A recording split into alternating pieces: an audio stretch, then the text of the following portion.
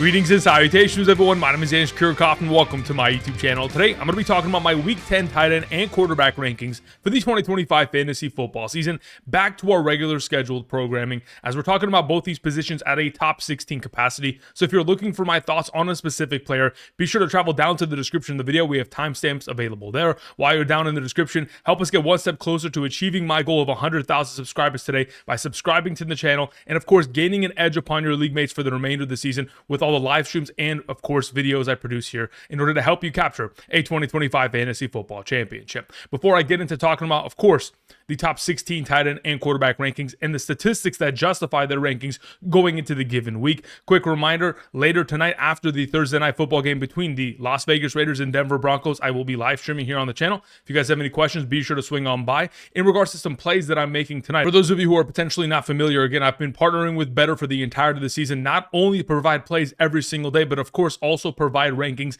every single Sunday morning to help you set your lineups. For those of you who sign up today using code Andrew, you get a free $10, and you'll also be able to take advantage of the free pick of Bo Nix going into tonight's game. But not only that, in regards to the plays that I like going into tonight, Bo Nix 1.5 passing touchdowns or more. We're talking about Genty going more than 2.5 receptions, Cortland Sutton more than 3.5 receptions, and Brock Bowers more than 5.5 receptions. Those are the four plays that I like going into tonight. But for those of you guys who want my rankings every single Sunday morning, sent from my email directly to yours, all you have to do is sign up using code Andrew, make that first time deposit minimum of 10, and make a first time play, and you'll be eligible to get those rankings. As long as that play is within a real cash play, you'll be eligible. Of course, check out the map to the right side of the screen to determine your eligibility, whether you could take advantage of the opportunity based on your current location. And again, if you sign up today, you get a free $10 via Betr, so take advantage of that opportunity. Thank you very much. All right, let's go ahead and begin by talking about matchups in regards to the tight end position based on receiving statistics allowed from weeks 1 through 9. We find that the Bengals, Jaguars, Steelers, Colts, etc. are the most advantageous matchups going into the given week. And even though we won't be able to take advantage of the Bengals matchup this week, but at least we have Dalton Schultz taking on the Jaguars, Gadsden taking on the Steelers, Pitts taking on the Colts, Kincaid taking on the Dolphins, LaPorta taking on the Commanders. Again, many of incredible tight ends who are getting healthy opportunity shares now have incredibly advantageous matchups. So that's why I wanted to present this, because I will be referring back to these statistics over the course of today's episode. Of course, we want to talk about some of the more disadvantageous matchups as well. The Atlanta Falcons, Tyler Warren may have his worst week of the season thus far, considering the fact that this team hasn't given up more than 50 receiving yards to a single tight end, and they've only actually given up more than 40 receiving yards to one tight end, which was Hunter Henry this most recent week. Nonetheless, let's get into talking about my top 16 tight end rankings, beginning with our number one, Trey McBride. Over the course of the last 3 games with Jacoby Brissett starting, and Jacoby Brissett will be the starter for the remainder of the season most likely, they've been averaging together 11 targets per game, and in a half PPR scoring format, 18.53 fantasy points per game. And now this week, they have an opportunity of taking on the Seattle Seahawks, who are the 10th best matchup at the tight end position, allowing 11.94 fantasy points per game in a half PPR scoring format. Earlier this season with Kyler under center, of course, Trey McBride had 11 targets, 7 catches, 52, and 8.7 fantasy points. But considering the contributions of Jacoby Brissett down in the red zone, with Trey McBride having scored 4 receiving touchdowns in just the last 3 games with Brissett, I'm expecting for even more potential and for him to continue this streak, as they're taking on the team that has allowed the 5th most receptions to opposing tight ends and 8th most receiving yards to opposing tight ends thus far this season on average. Again, we have seen multiple tight ends over the course of this season, and especially over the course of the last 5 games, find success against this secondary. I'm talking about Houston going for 98 yards, Tampa Bay 81 yards from their tight ends. Of course, New Orleans 72 and a touchdown, many of tight ends, so Trey McBride should be next on this list. Brock Bowers later tonight will be taking on the Denver Broncos in Denver, but the return of the King has finally arrived. And even though he's coming off of a week in which he had 12 grabs for 127, those aren't even career highs in terms of his overall statistics, but the 3 receiving touchdowns were certainly a career high. But going into tonight, taking on the Denver Broncos is not going to be an easy task at all. Over the course of his career, he has had 50-50 performances against them thus far. But amongst all tight ends thus far this season, he is number 3 in terms of yards per route run when his quarterback has faced pressure. Over the course of this season thus far, the Denver Broncos have pressured opposing quarterbacks 28.2% of the time, which ranks 4th amongst all teams. When you have an opportunity of Geno Smith getting the ball out of his hands incredibly quickly in the direction of his security blanket, aka Brock Bowers, in the absence of Jacoby Myers, increasing his potential target opportunity share, while of course the wide receivers of this team struggle against that secondary. I would anticipate for, of course, Brock Bowers to find success along with other tight ends who have recently done so against Denver. Houston tight end 7 for 79, the New York Giants 6 for 154 and 2 touchdowns, Philadelphia 5 for 37 and a touchdown. We're hoping for that potential of 6+ receptions based on double-digit targets going into tonight's game in a negative game script. Number 3 to close out this tier is Sam LaPorta taking on the Washington Commanders. Look, in 3 of the last 4 games in which LaPorta has put forth, he has had 1 receiving touchdown minimum. And in those 3 games in which he has scored a touchdown, we're talking about 14+ fantasy points in a half PPR scoring format minimum. Over the course of this season, LaPorta ranks 8th amongst all tight ends in terms of receiving yards from the inline. The Commanders have given up the 5th most receiving yards to opposing inline tight ends. This is a perfect match for him to find another successful performance against the number 6 matchup at the position, allowing 12.5 fantasy points per game to opposing tight ends. Last time out against this secondary, of course, Sam LaPorta in the playoffs 2024, 6 catches, 51 and a touchdown for 14.1 fantasy points. I'm hoping for an almost identical scoreline this week. Number 4, we have Oronde Gadsden, who over the course of the last couple weeks here has really just found himself not only being one of the favorite targets of Justin Herbert, but he's breaking records for a rookie tight end. Over the course of the last 4 consecutive games, 5+ receptions and 68+ receiving yards, again, setting records, and now has an opportunity to extend that record, taking on the Pittsburgh Steelers, who have allowed the 3rd most inline tight end receiving yards thus far this season. And of course, Oronde Gadsden within this overall category is top 5 amongst all tight ends this season, despite the fact that, of course, he has only been at this kind of rate of being a starter for the last 4 weeks. Now, when you have an opportunity of taking on the 3rd best matchup at the position, the Steelers nearly allowing 15 fantasy points per game to opposing tight ends, who have recently given up 9 catches, 152 and 2 touchdowns to Green Bay, 441 and a touchdown to Cincinnati, 11 for 109 against Cleveland. I'm hoping for Gadsden to reach those very similar levels of success, whether it is yardage-wise or finding himself opportunity down in the red zone. Number 5, we have Dallas Goedert. Speaking of red zone success, over the course of the season, in the last 6 games, he has scored 7 receiving touchdowns. He's one of the most, if not the most reliable Philadelphia Eagles thus far this season in terms of fantasy football, considering his contributions have been so consistent and reliable because of the touchdown consistency there, which again in fantasy football is incredibly difficult to predict. Nonetheless, when you have an opportunity of taking on the Packers, the 8th best matchup at the position, allowing 12.38 fantasy points per game, I'm anticipating for Goedert to be able to continue a streak of success, whether it is via yardage and receptions, or of course, falling into the end zone as he has typically done over the course of this year. Last time out against this secondary and defense in the 2024 playoffs, 6 targets, 4 catches, 47 and a touchdown, 12.7 fantasy points. I'm expecting him to continue his streak of touchdowns this week. Number 6, we have Dalton Kincaid. Again, the top of this tight end conversation has very much so shifted as of late.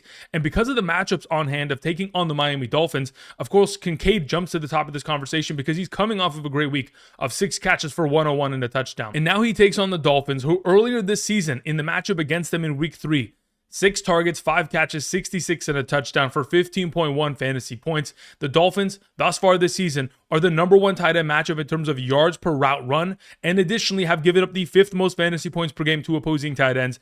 Thus far this season, half PPR, 13.99. Recently, the Baltimore Ravens tight ends went for 7, 105 and 3 touchdowns.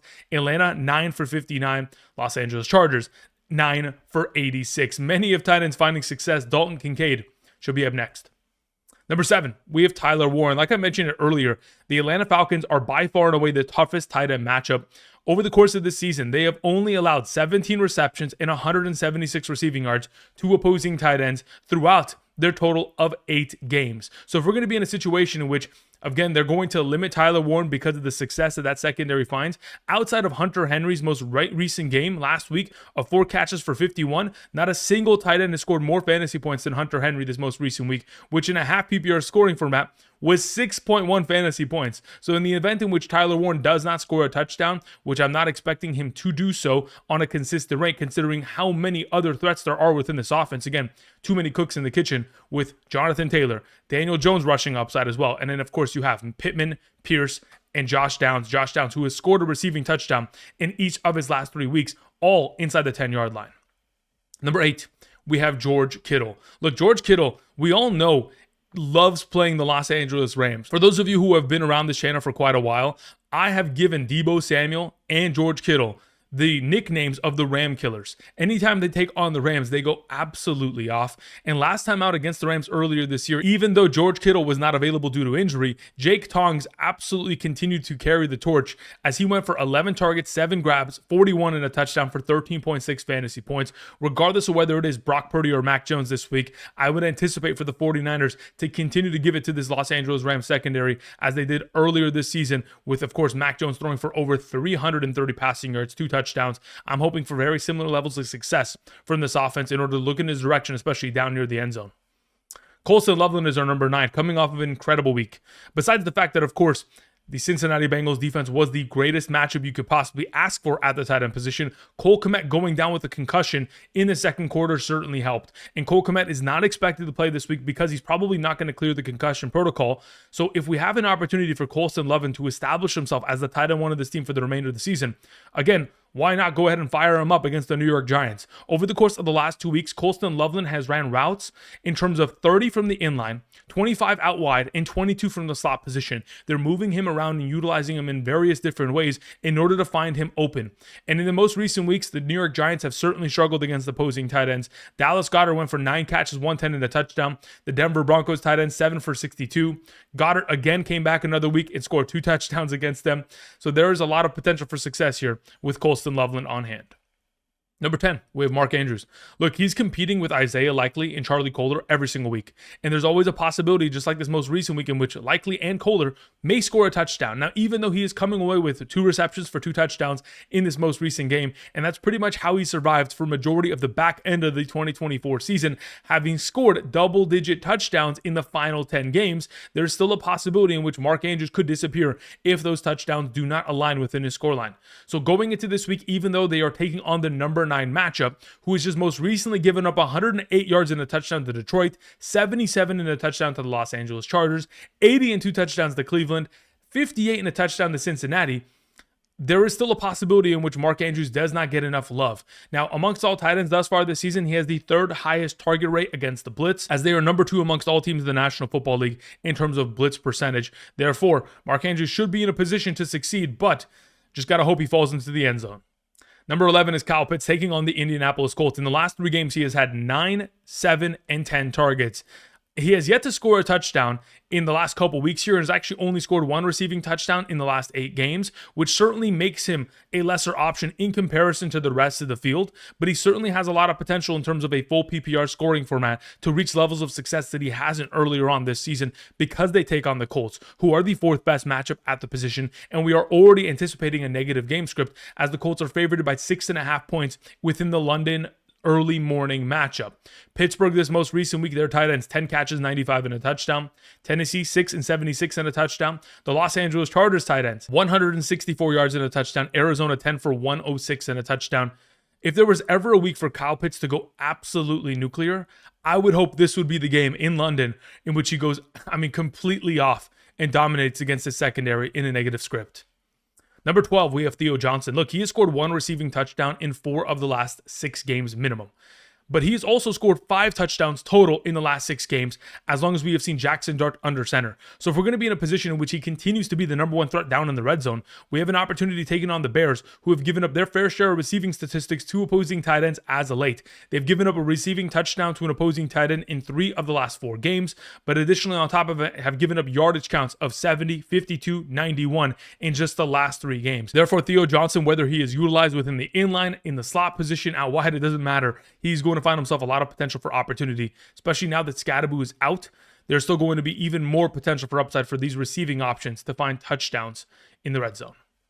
All right, number 13, we have Dalton Schultz taking on the Jacksonville Jaguars. Look, in 2 of the last 3 games, he has seen an incredible volume of usage. And now that he has an opportunity of taking on the number 2 tight end matchup, the Jacksonville Jaguars, who just gave up 37 plus fantasy points to just Brock Bowers alone. Of course, the Las Vegas Raiders tight ends, 16 catches for 162 and 3 touchdowns. But even the week prior, the LA Rams tight ends, 8 for 101 and a touchdown. Seattle, 4 for 77.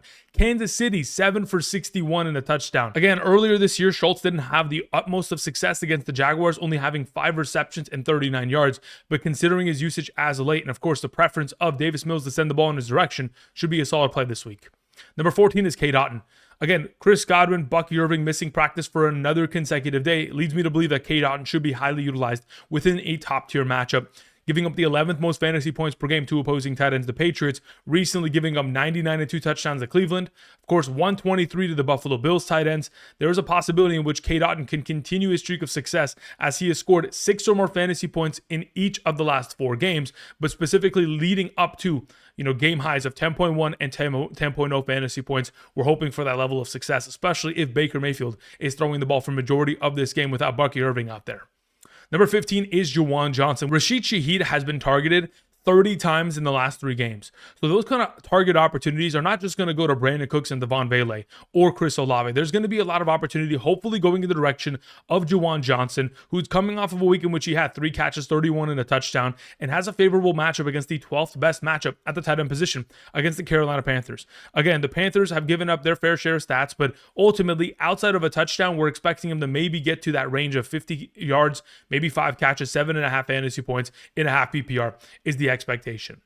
Number 16 is Hunter Henry. Again, if Kayshon Boutte's going to miss this week, hopefully his absence would lead to more touchdown opportunity, especially taking on the Tampa Bay Buccaneers. But ultimately, Hunter Henry has not been with a touchdown for quite a while. So this week would be a surprise if he was able to fall into the end zone, considering how much target competition there is within this offense. And of course, the mobility of Drake Maye finding himself touchdown upside alongside of it, which does lessen the opportunities of these receiving options. Okay, that's going to cover my top 16 tight ends. Let's move on to the quarterback conversation, beginning with passing statistics allowed thus far this season.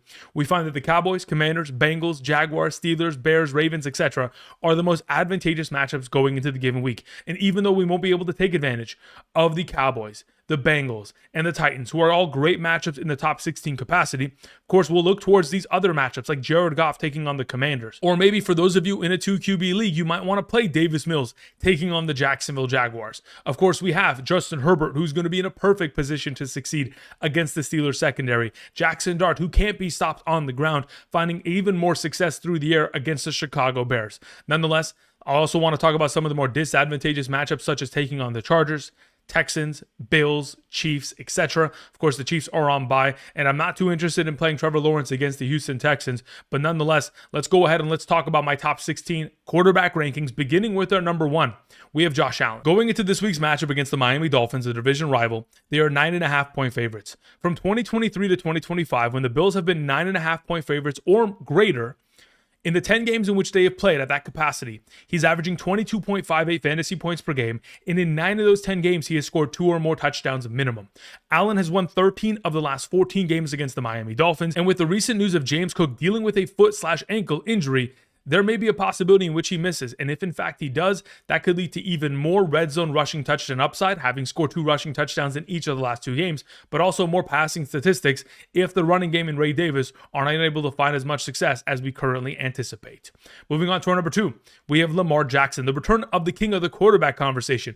We talked about the return of the king of Brock Bowers at tight end. We have Lamar Jackson, who's coming off of a 4 passing touchdown game, very reminiscent of his 2024 campaign in which he had 40 plus passing touchdowns that year, and now has an opportunity of extending that potential against the Minnesota Vikings, who have given up 2+ passing touchdowns minimum to each of these offenses: Cleveland, Philadelphia, the Los Angeles Chargers, and Detroit, who have all found success from the quarterback position.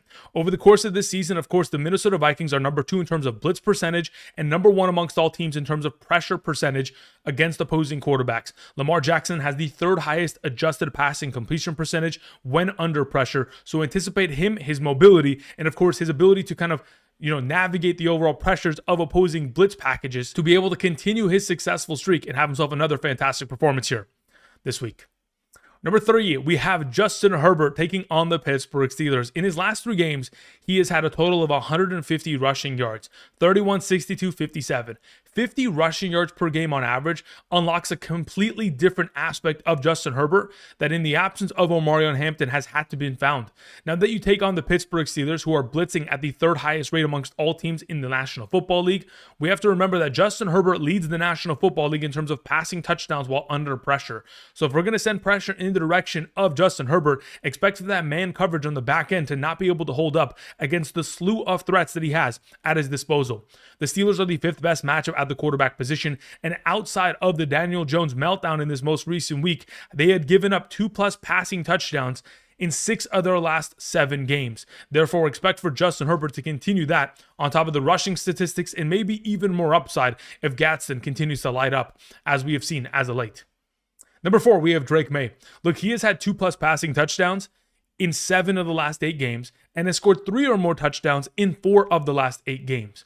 Again, amongst all quarterbacks in the National Football League thus far this season, he's one of the most accurate, but not only beyond that, he's been able to take advantage of play action, having the 9th most passing yards in terms of play action and 6th most passing touchdowns, which is incredibly vital considering the Buccaneers are allowing the 5th most yards per play against play action. So if in fact, of course, the running game can take advantage of itself, Henderson, Terrell Williams, maybe we do end up seeing Ramondre Stevenson healthy, there could be a lot of opportunity for Drake Maye in a game in which its total is sitting at 48.5 points, where in fact the Patriots are road underdogs. That means a lot of passing, trying to come back, and the potential which Drake Maye could not only find the 2 touchdowns that he typically is able to, but maybe that 3 touchdown upside with some rushing sprinkles as we typically see.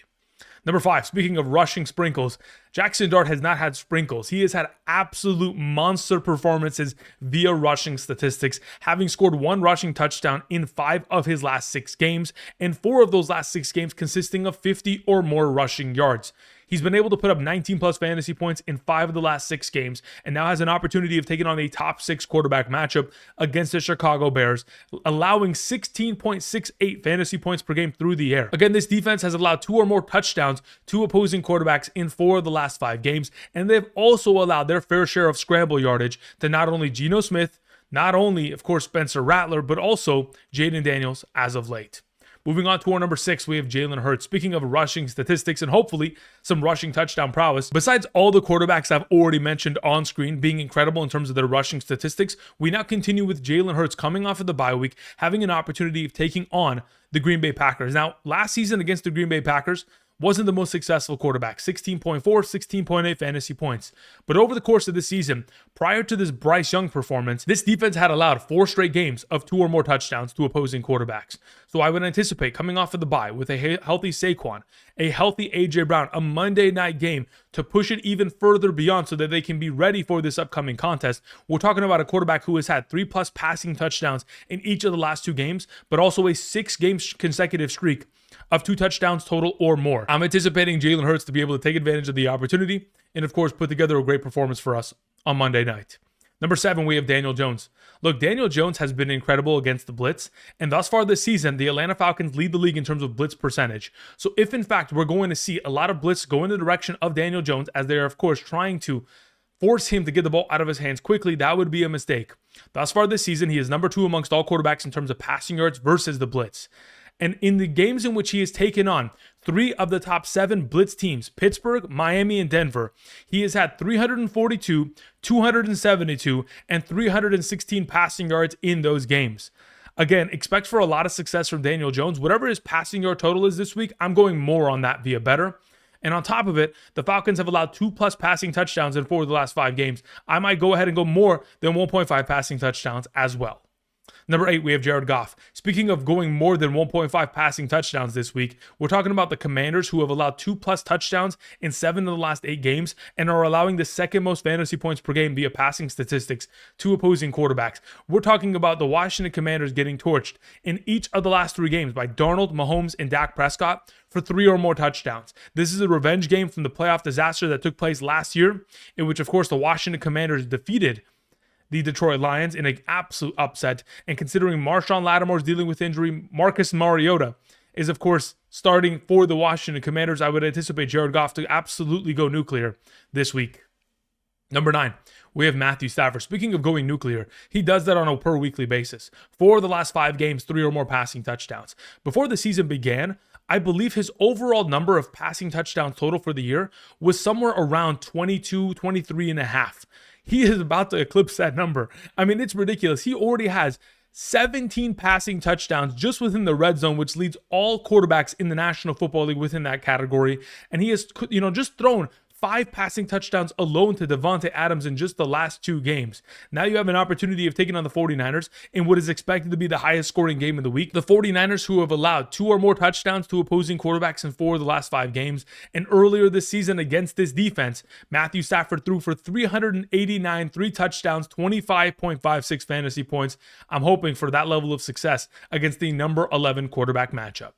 Number 10 is Caleb Williams. Look, I understand that this most recent game, finishing as QB1, was not as expected. I did not anticipate him to not only throw 3 passing touchdowns, have 53 rushing yards, and additionally have 22 receiving yards and a receiving touchdown. That was not within the overall expectation of my bingo chart. But now we have an opportunity of Caleb Williams gaining the confidence and continuing his successful streak. The only reason in which Caleb Williams has not been better for fantasy purposes is because, again, the red zone inefficiencies. Otherwise, in 3 of the last 4 games, he has had 250 or more passing yards. Amongst all teams in the National Football League this season, the Chicago Bears are near the bottom quarter in terms of red zone touchdown percentage thus far this season. They are only scoring a touchdown on 52% of the trips to the red zone. To put it into perspective, Indianapolis, Kansas City, Philadelphia, all 70+% at that percentage. Now you have an opportunity to take in on the Giants, the 10th best matchup at the position, having allowed 2 or more touchdowns in each of the last 4 games.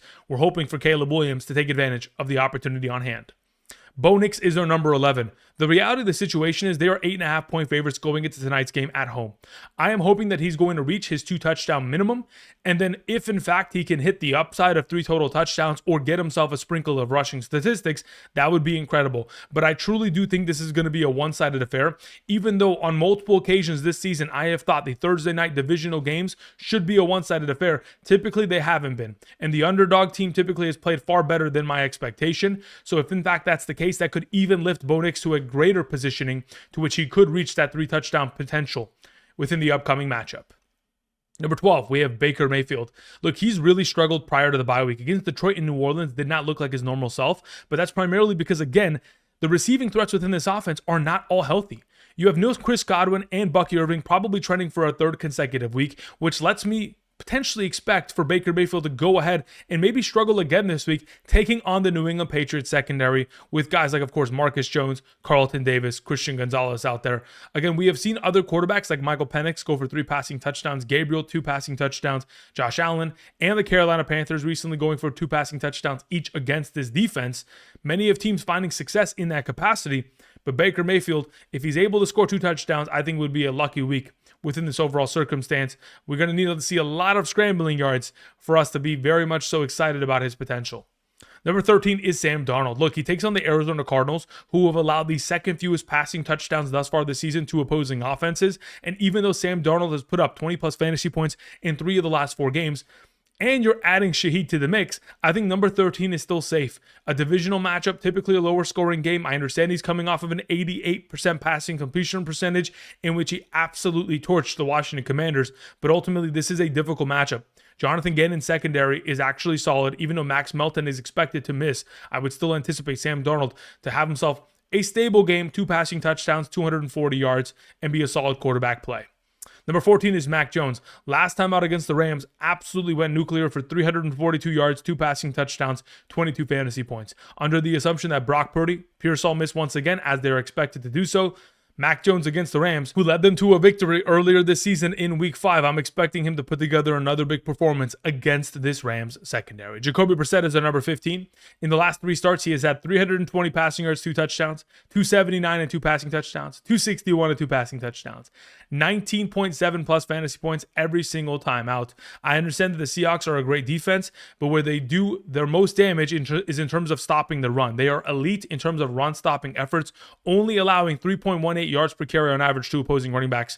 That's going to force a lot of passing. And of course, upside for Jacoby Brissett. Moving on to our number 16, we have Jordan Love. Look, the fact of the matter is Jordan Love losing Tucker Kraft is going to be incredibly dangerous. And if in fact they are going to play down to teams like the Panthers and Browns, we have to hope that they play up to elite teams like the Philadelphia Eagles, who just brought in 3 defensive starters via trades and is also getting back like Brandon Graham. I mean, they're getting back a lot of healthy players now. That defense should be quite dangerous going forward. I'm a little bit worried about Jordan Love with all the threats of his offense being injured, with, of course, Tucker Kraft going down. Of course, Matthew Golden dealing with a shoulder injury, Josh Jacobs dealing with his calf injury, all of that not trending in the right direction. All right, that's going to cover it for me today. Thank you, everybody, for watching. Like I mentioned before, and I'll continue to reiterate, in regards to tonight's plays, we are going for the following. Let me go ahead and blow this up on screen via Betr. Again, we have Bo Nix going more than 1.5 passing touchdowns. We have Genty going more than 2.5 receptions. Sutton going more than 3.5 receptions, and Bowers more than 5.5 receptions. I believe this is a 6x multiplier. I put this in via one of the live streams earlier this week, so be sure to swing on by via those live streams to get some plays. But that's going to cover for me today. Again, thank you everybody for watching. I hope you guys enjoyed the content. I'll be back later tonight. If you have any questions, be sure to swing on by. Thank you everybody for watching, and until next time, I'll see you guys. Peace.